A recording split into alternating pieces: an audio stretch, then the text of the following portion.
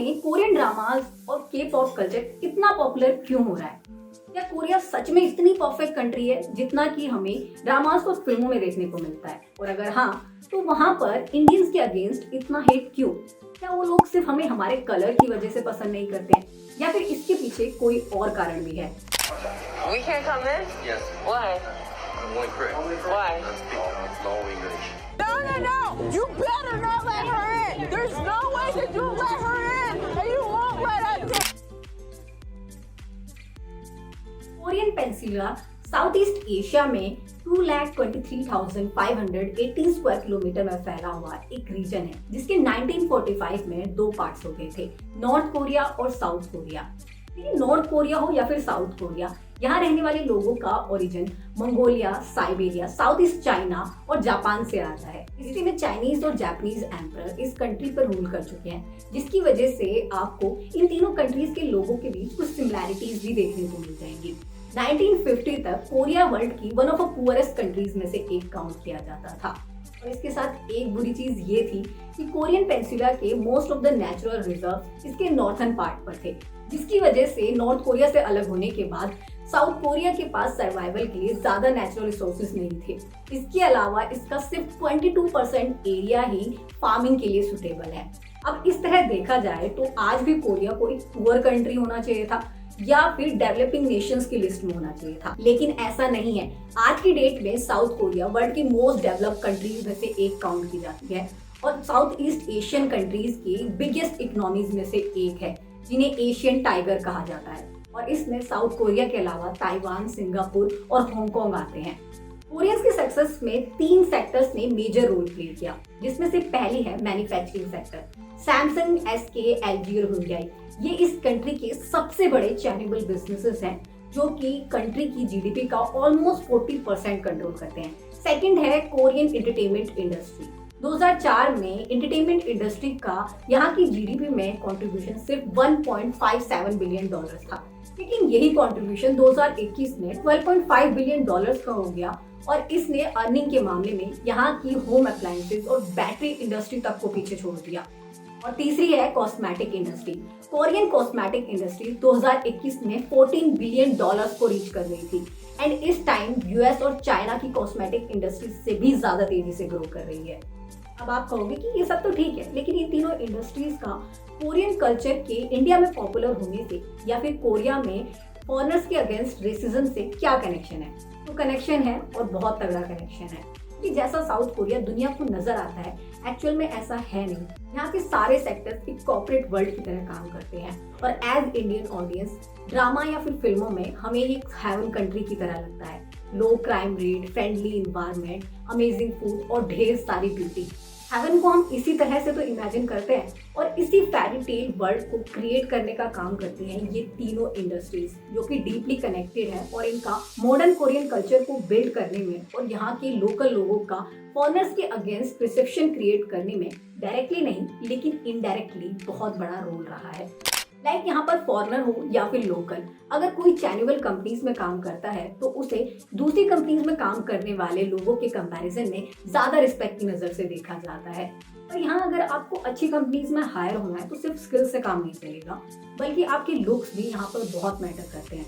कई कंपनीज अपने hiring criteria में लुक्स को क्लियरली मेंशन तक करती है। अगर आप अच्छे नहीं दिखते, आपका स्किन कलर व्हाइट नहीं है या फिर आप मोटे हैं, तो हाई चांसेस हैं कि आपको बिना इंटरव्यू लिए ही रिजेक्ट कर दिया जाएगा। इसका मतलब ये है कि किसी कंपनी में अप्लाई करने से पहले आपको कॉस्मेटिक और प्लास्टिक सर्जरी पर मिलियंस ऑफ डॉलर्स खर्च करने हों और उसके बाद ही आप किसी कंपनी के लिए अप्लाई कर सकते हैं। यहाँ के छोटे रेस्टोरेंट्स, कैफेज और यहाँ तक कि जनरल स्टोर्स में भी गुड लुकिंग यंगस्टर्स को ज्यादा प्रेफरेंस दी जाती है। अब ऐसा नहीं है कि सारी की सारी कंपनीज ऐसा करती है, लेकिन ज्यादातर कंपनीज में यहाँ पर लोगों को ये चीज फेस करने को जरूर मिली है। और जिन कंपनीज में लुक के बेस पर हायरिंग नहीं की जाती है, वहाँ की वर्क प्लेसेस में भी लोगों की बॉडी टाइप, लुक्स या फिर स्किन कलर पर कमेंट करना बहुत कॉमन है। और ये सब किया जाता है उस फेरी टेल वर्ल्ड को क्रिएट करने के लिए, जिसे यहाँ की एंटरटेनमेंट इंडस्ट्री पूरी दुनिया को सेल करती है। Good looking people, aesthetic location और अट्रैक्टिव लाइफस्टाइल, यह है मॉडर्न कोरिया, जिसका आइडिया अमेरिका से हाईली इन्फ्लुएंस्ड है। और वो इसलिए क्योंकि कोरियंस की स्किन टोन भी ओरिजिनली प्योर वाइट नहीं है और उनके अंदर वाइट स्किन टोन का ऑब्सेशन वर्ल्ड वॉर 2 के बाद शुरू हुआ, जब यहाँ पर अमेरिकन की प्रेजेंस बढ़ने लगी। दरअसल अमेरिका को पैसिफिक रीजन में अपनी प्रेजेंस को स्ट्रॉन्ग करने के लिए जापान के अलावा उस टाइम एक और कंट्री की जरूरत थी और इसलिए उसने कोरिया को मिलिट्री और इकोनॉमिक सपोर्ट देना शुरू किया। इवन आज भी साउथ कोरिया में 28,000 अमेरिकन सोल्जर्स डिप्लॉयड हैं। वहीं कोरिया की इकोनॉमी को सपोर्ट करने के लिए उस टाइम अमेरिका और यूरोप की कई कंपनीज ने यहाँ पर अपने मैन्युफैक्चरिंग हब बनाए, जिसकी वजह से यहाँ के लोगों को यूरोप और अमेरिकन कल्चर को एक्सप्लोर करने का मौका मिला। 70 के दशक तक साउथ कोरिया के लोग आउटर वर्ल्ड से पूरी तरह आइसोलेटेड थे। इवन उस टाइम गवर्नमेंट एम्प्लॉइज और एथलीट्स को छोड़कर बाकी किसी सिटीजन को फॉरेन ट्रैवल करना भी अलाउड नहीं था, जिसकी वजह से यहाँ के लोगों को दूसरे कल्चर्स को एक्सप्लोर करने का मौका नहीं मिला। एंड यही रीजन है कि यहाँ की जो ओल्डर पॉपुलेशन है वो दूसरे कल्चर्स को लेकर ज्यादा अवेयर नहीं है और उनके मन में आज भी फॉरेन कल्चर्स को लेकर कई तरह के स्टीरियोटाइप्स हैं। हालांकि जब कोरियंस ने अमेरिकन को देखा तो वो इनके स्किन टोन और लाइफस्टाइल से काफी अट्रैक्ट हुए, जिसके बाद यहाँ की गवर्नमेंट ने बहुत सारा पैसा भी स्पेंड किया यहाँ के लोगों के डिजायर्स और इंटरेस्ट को डीपली अंडरस्टैंड करने के लिए, ताकि वो इसे एक परफेक्ट मार्केट में कन्वर्ट कर सके। अगर किसी को व्हाइट स्किन की डिजायर है भी, तब भी वो अपना पैसा कॉस्मेटिक प्रोडक्ट्स और प्लास्टिक सर्जरी में क्यों वेस्ट करेगा, जब तक उसे ये फील ना कराया जाए कि उसे इसकी नीड है। और यही नीड क्रिएट करती है यहाँ की entertainment industry. My ID is Gangnam beauty, true beauty, birth of my beauty and oh my Venus. No doubt कि ये बहुत ही अमेजिंग रोमांटिक ड्रामाज है, लेकिन इनके साथ प्रॉब्लम ये है कि ये बिना रियलाइज कराए आपकी अपीयरेंस को ट्रिगर करते हैं, जिसकी वजह से व्यूअर्स को डिस्फॉर्मिक डिसऑर्डर होता है, यानी कि लोग अपनी ही फिजिकल अपीयरेंस को नापसंद करने लगते हैं। और ये डिसऑर्डर यहाँ पर यंग कोरियंस में सबसे ज्यादा देखने को मिलता है, जिसकी वजह से 31% कोरियन वुमेन्स ने अपनी लाइफ में कभी ना कभी एक बार प्लास्टिक सर्जरी जरूर करवाई है। वहीं यहाँ की एंटरटेनमेंट इंडस्ट्री भी केवल वाइट और स्लिम लोगों को ही कास्ट करती है, जो कि यहाँ के ब्यूटी स्टैंडर्ड को मैच करते हैं। सियोल फैशन वीक कोरिया का सबसे पॉपुलर फैशन शो है, लेकिन एक्सेप्ट व्हाइट और कोरियन मॉडल्स के आपको यहाँ पर किसी और कंट्री की मॉडल्स कैटवॉक करते हुए नहीं दिखाई देगी। और वो सिर्फ इसलिए क्योंकि कोरियन कॉस्मेटिक ब्रांड्स और फैशन ब्रांड्स व्हाइट स्किन के अलावा किसी और स्किन टोन के लोगों को अप्रोच करते ही नहीं। लेकिन अगर मैं सिर्फ इस बारे में बात करूं कि इंडिया में के पॉप कल्चर या फिर कोरियन ड्रामास इतने ज्यादा पॉपुलर क्यों हो रहे हैं, इसका एक रीजन तो ये है कि हमारे देश में जो टीवी सीरियल बनते हैं वो बहुत ज्यादा लॉन्ग होते हैं और इनकी टारगेट ऑडियंस भी हाउसवाइफ होती है, जबकि वर्किंग पीपल्स और कॉलेज गोइंग स्टूडेंट्स के लिए यहाँ पर कंटेंट की कमी है। और इसी स्पेस को फिल करते हैं कोरियन ड्रामास, चाइनीज ड्रामास और जापानीज ड्रामास। एंड क्योंकि कोरियन ड्रामास की 90% स्क्रीन राइटर्स वुमेन हैं, इसलिए इनके लिए वुमेन अपीलिंग शोज बनाना और भी ज्यादा आसान हो जाता है।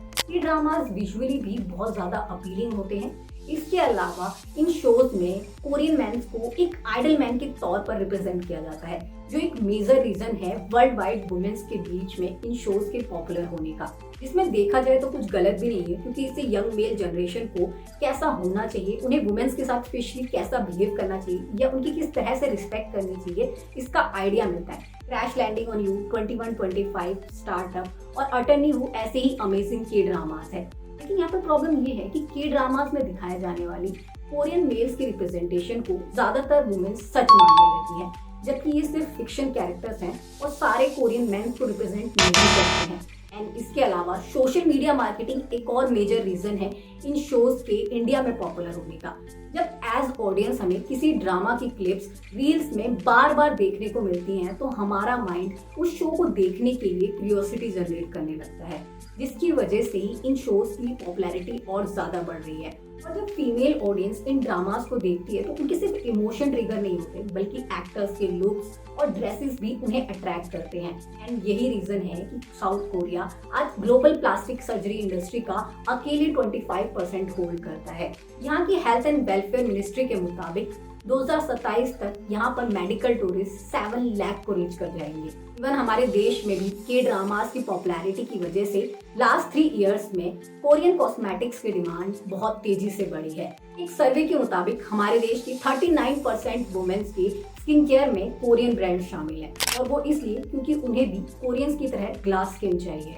और सेम केस कपड़ों के साथ भी है, जिसका मतलब ये भी है कि अब हम खुद भी कोरियंस की तरह लुकिज्म सिंड्रोम के शिकार होने लगे हैं। और ऐसा सिर्फ इंडियंस के साथ नहीं हो रहा, बल्कि Bangladesh, Pakistan, Nepal, Sri Lanka, even European countries के लोग भी कोरियन ब्रांड्स की इस मार्केटिंग स्ट्रेटेजीज से अट्रैक्ट हो रहे हैं, जिसकी वजह से ग्लोबली कोरियन मैन्युफैक्चरिंग प्रोडक्ट्स की डिमांड बढ़ रही है।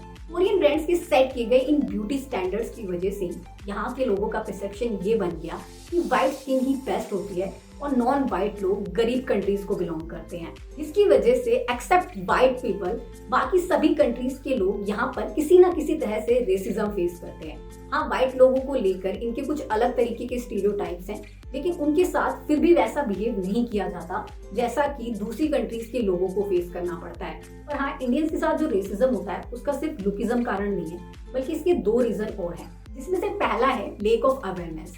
कोरिया में इंडियंस की पॉपुलेशन पिछले कुछ सालों में ही बढ़ी है। इससे पहले ये लोग हमारे देश के कल्चर के बारे में ज्यादा नहीं जानते थे और जितना कुछ भी पता था वो मीडिया और फिल्मों के जरिए पता था, जिसकी वजह से ज्यादातर कोरियन का परसेप्शन ये है कि इंडियंस या तो बहुत ज्यादा पुअर होते हैं या तो फिर बहुत ज्यादा रिच होते हैं। उन्हें यहाँ के मिडिल क्लास के कॉन्सेप्ट के बारे में कुछ नहीं पता, वो हमारे देश की डाइवर्सिटी के बारे में ज्यादा नहीं जानते, इसलिए उन्हें लगता है कि उनकी कंट्री की ही तरह हमारे देश में रहने वाले सभी लोगों का स्किन कलर भी सेम होता है। इसके अलावा वहाँ के ज्यादातर लोग पाकिस्तान, बांग्लादेश और इंडिया, इन तीनों कंट्रीज के लोगों को एक ही कंसिडर करते हैं। और क्योंकि पिछले कुछ सालों में साउथ कोरिया में बांग्लादेशी और पाकिस्तानी इमिग्रेंट्स बहुत ज्यादा बढ़े हैं, तो इसलिए उन्हें लगता है कि हम भी वैसे ही हैं। एंड सेकंड रीजन है कोरिया इन इंटरनेशनल मीडिया। जब 2023 में G20 ऑर्गेनाइज हुआ था, उस समय अल जजीरा ने G20 की सक्सेस के बारे में नहीं, बल्कि इस इवेंट की वजह से सफर कर रहे और गरीब लोगों के ऊपर स्टोरी पब्लिश की थी। इसके अलावा global hunger index, happiness index, जिसमें हमें पाकिस्तान और यूक्रेन से भी नीचे रैंक किया गया, ग्लोबल पॉल्यूशन रिपोर्ट और वर्ल्ड क्राइम रेट, ये सभी रिपोर्ट भी ग्लोबली दूसरी कंट्रीज में हमारे अगेंस्ट एक परसेप्शन क्रिएट करती है। और यही परसेप्शन कोरियंस भी मीडिया को देखकर हमारे लिए बनाते हैं। क्लब्स और पब्स के बाहर आपको एंट्री नहीं मिलेगी। लेकिन अब यहाँ पर बहुत सारे लोग ये कहेंगे कि रेसिज्म तो हर जगह होता है, दुनिया में कोई भी ऐसा देश या फिर कोई जगह ऐसी नहीं है जहाँ पर आपको रेसिज्म फेस नहीं करना पड़ेगा। लेकिन कोरिया और दूसरी डेवलप कंट्रीज में होने वाले रेसिज्म के बीच जो सबसे बड़ा डिफरेंस है वो है एंटी डिस्क्रिमिनेशन लॉ। दूसरी कंट्रीज में अगर आप पब्लिकली रेसिज्म फेस करते हैं तो इसके लिए लॉज हैं, लेकिन कोरिया में ऐसा कोई लॉ अवेलेबल नहीं है। साउथ कोरिया में 2006 से लेकर अब तक यूएन 11 बार anti discrimination draft bill sign कर चुका है, लेकिन इसके बावजूद आज तक यहाँ की गवर्नमेंट इसे अपनी पार्लियामेंट में पास नहीं कर पाई। अब इसका एक रीजन ये दिया जाता है कि अगर कोरियन गवर्नमेंट इस बिल को पास कर देती है तो इसकी वजह से वो अपने बहुत सारे वोटर्स खो देगी, लेकिन ये पूरा सच नहीं है। Last year Korean human activist Mirayu और जोंगयुल 22 दिन की हंगर स्ट्राइक पर बैठे थे इस बिल को लाने के लिए। वहीं इससे पहले 2020 में यहाँ की national human rights commission of Korea ने जब इस बिल को लेकर सर्वे कराया तो 82.5% कोरियंस ने ये ओपनली एक्सेप्ट किया कि उनके देश में डिस्क्रिमिनेशन और रेसिज्म होता है। वहीं 88.5% लोगों ने ये कहा कि एंटी डिस्क्रिमिनेशन एक्ट देश में लागू होना चाहिए। और जब 2021 में दोबारा से इस बिल को लेकर सर्वे कराया गया तो इस सर्वे में भी 70% लोग इस बिल के फेवर में नजर आए। लेकिन फिर भी इस बिल को लाने में डिले हो रहा है और वो सिर्फ इन 3 इंडस्ट्रीज की वजह से जो कोरियन इकोनॉमी में सबसे ज्यादा कंट्रीब्यूट करती है। क्योंकि अगर यहाँ से रेसिज्म और डिस्क्रिमिनेशन खत्म हो गया तो फिर लोग दूसरी रेसेस को, दूसरी नेशनैलिटीज के लोगों को भी इजीली एक्सेप्ट करने लग जाएंगे, जिसकी वजह से plastic surgery, obesity surgery, fair skin ads, इन सबको भी बंद करना पड़ेगा। कंपनीज अपने हायरिंग क्राइटेरिया में ओपनली लुकिज्म को प्रमोट नहीं कर पाएंगी और यहाँ की एंटरटेनमेंट इंडस्ट्री को भी स्लिम और फेयर स्किन के अलावा दूसरी स्किन टोन के लोगों को भी मौका देना पड़ेगा। और अगर ऐसा होता है तो इन इंडस्ट्रीज का क्रिएट किया हुआ ये फेरीटेल बबल दुनिया के सामने फूट जाएगा और ये होने भी लगा है, वो भी बिना एंटी डिस्क्रिमिनेशन लॉ के। यहाँ रहने वाले कई फॉरेनर्स ने ये एडमिट किया कि उन्हें 2015 या 20 के कंपैरिजन में आज की डेट में साउथ कोरिया में कम रेसिज्म के इंसिडेंट्स फेस करने को मिलते हैं, जिसका सबसे बड़ा रीजन है सोशल मीडिया, जिसकी वजह से यहाँ रहने वाले लोग दूसरे कल्चर्स को भी एक्सप्लोर करने लगे हैं और धीरे धीरे अब उनके स्टीरियोटाइप्स और मिथ खत्म होते जा रहे हैं। वहीं इसके अलावा सियोल, बुसान और जीजू आइलैंड जैसी यहाँ की फेमस सिटीज में बढ़ता इंटरनेशनल टूरिज्म और यहाँ की यूनिवर्सिटीज में बढ़ती इंटरनेशनल स्टूडेंट्स की संख्या एक और रीजन है, जिसकी वजह से कोरिया के लोगों के बीच अब फॉरेनर्स को लेकर परसेप्शन धीरे धीरे चेंज हो रहा है। इसलिए जो आजकल सोशल मीडिया पर कोरियंस या फिर कोरियन कल्चर के अगेंस्ट अननेसेसरी हेट क्रिएट किया जा रहा है, उसकी अब जरूरत नहीं है। जस्ट बिकॉज वो हमें लाइक नहीं करते या फिर हमारे कल्चर को एक्सेप्ट नहीं कर पा रहे, तो दैट डजंट मीन कि हम भी उन्हें हेट करना शुरू कर दें। हाँ, लेकिन अवेयरनेस जरूरी है, ताकि आपके साथ या फिर किसी और के साथ ऐसा होता है तो आप आवाज उठा सको और आपको पता हो कि एक्चुअल में प्रॉब्लम कहाँ पर है। क्योंकि रेसिज्म चाहे इंडियंस के अगेंस्ट हो या फिर किसी और कंट्री के लोगों के अगेंस्ट, वो इक्वली रॉन्ग है। और जहाँ तक बात है BTS और ब्लैकपिंक जैसे इंटरनेशनल के-पॉप स्टार्स के रेसिज्म जैसे टॉपिक पर कुछ ना बोलने की, तो यहाँ पर मैं आपको एक चीज क्लियर कर दूं, जो कि मैं इस वीडियो में पहले भी बता चुकी हूँ, और वो ये कि यहाँ की एंटरटेनमेंट इंडस्ट्री एक कॉर्पोरेट वर्ल्ड के सिस्टम की तरह काम करती है, जहाँ पर कोई एक्टर या फिर सिंगर कितना भी बड़ा स्टार क्यों ना हो, वो अपनी एजेंसी के अगेंस्ट नहीं जा सकता। यहाँ के सेलिब्रिटीज दूसरी कंट्रीज के सेलिब्रिटीज की तरह फ्री आर्टिस्ट नहीं होते हैं। यहाँ की एजेंसीज आम लोगों से ही टैलेंटेड लोगों को हायर करके उन्हें ट्रेन करती हैं और स्टेज पर उतारती हैं। इसलिए के-पॉप स्टार्स क्या कपड़े पहनेंगे, उनका क्या स्टेज नेम होगा, वो किस तरह का सोशल मीडिया पोस्ट करेंगे या फिर किन टॉपिक्स पर पब्लिकली बात करेंगी, ये सब कुछ इनकी एजेंसीज डिसाइड करती हैं। इसलिए के ड्रामाज या फिर के-पॉप कल्चर के फैंस को भी अपने ड्रीम लैंड से बाहर आना चाहिए और इस बात को एक्सेप्ट करना चाहिए कि एक फिक्शन वर्ल्ड या फिर ग्लैमर वर्ल्ड और रियलिटी में बहुत बड़ा डिफरेंस होता है। और जब इन सेलिब्रिटीज की खुद की लाइफ इनके खुद के कंट्रोल में नहीं है, तो फिर आप ये कैसे बता सकते हैं कि ये एक्चुअल में किस तरह के इंसान हैं या फिर इनके व्यूज किसी चीज पर क्या है। खैर, आप इस वीडियो को देखने के बाद आप मुझे कमेंट करके बताइए कि आप किस साइड पर हैं। और हाँ, अगर वीडियो इंटरेस्टिंग और इन्फॉर्मेटिव लगा हो तो प्लीज इसे लाइक एंड शेयर करना मत भूलिएगा और ऐसे ही अमेजिंग वीडियोस के लिए चैनल को भी प्लीज सब्सक्राइब जरूर कर लें।